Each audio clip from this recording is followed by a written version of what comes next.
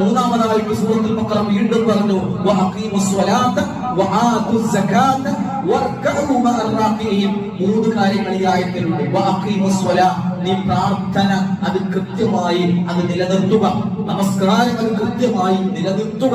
അതിലൂടെ ഒരു വ്യക്തിക്ക് മാനസികമായ ശുദ്ധിയും ശാരീരികമായ ഉളൂവ് കൊണ്ടുള്ള അംഗസ്നാനം കൊണ്ടുള്ള ശാരീരികമായ ശുദ്ധിയും ഇസ്ലാം നിർവഹിക്കാൻ പറയുന്ന തരത്തിലുള്ള ആരാധനയിലൂടെ ഒരു മനുഷ്യന് ലഭിക്കുന്നുണ്ട്.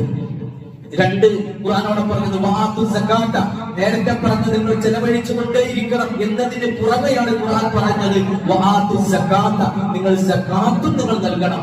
നേരത്തെ പറഞ്ഞ ദാനധർമ്മങ്ങൾ നിർവഹിക്കുന്നതിന് പുറമെ നിശ്ചിതമായ സമ്പത്ത് വരുമാനമുള്ള ആളുകൾ അവർ നിശ്ചിതമായ അവരുടെ വർഷത്തിൽ 2.5% നിർബന്ധമായും അവരെന്ത് ചെയ്യണം? സാധുജനങ്ങൾക്ക് വേണ്ടി, അള്ളാഹുവിന്റെ തൃപ്തിക്ക് വേണ്ടി നിങ്ങൾ മാറ്റിവെക്കേണ്ടതുണ്ട്. വആതുസ് സകാത്ത, ഇങ്ങനെ ഒരു നിർദ്ദേശം ഇവിടെ ഉണ്ട്. 2% നിങ്ങൾ നിങ്ങളുടെ സമ്പത്ത് ദാനം ചെയ്യണം എന്ന് യുക്തിവാദികൾക്ക് അങ്ങനെ നയമുണ്ടാ. അങ്ങനെ നയമുണ്ടാക്കിയാൽ തന്നെ ഇനിയിപ്പോ ഖുർആനിനെ കോപ്പി അടിച്ചുകൊണ്ട് അങ്ങനെ നിങ്ങളൊരു യുക്തിവാദി സംഘം തീരുമാനിക്കുകയാണ്, നമ്മൾ ഇനി മുതൽ വർഷത്തിൽ 2.5% ഞങ്ങളുടെ വാർഷിക വരുമാനം കണക്കാക്കിയിട്ട് അത് കൊടുക്കാൻ ഞങ്ങൾ തീരുമാനിച്ചു എന്ന് യുക്തിവാദികളൊക്കെ തീരുമാനിച്ചു കഴിഞ്ഞാൽ അത് ആരെങ്കിലും കേൾക്കുമോ?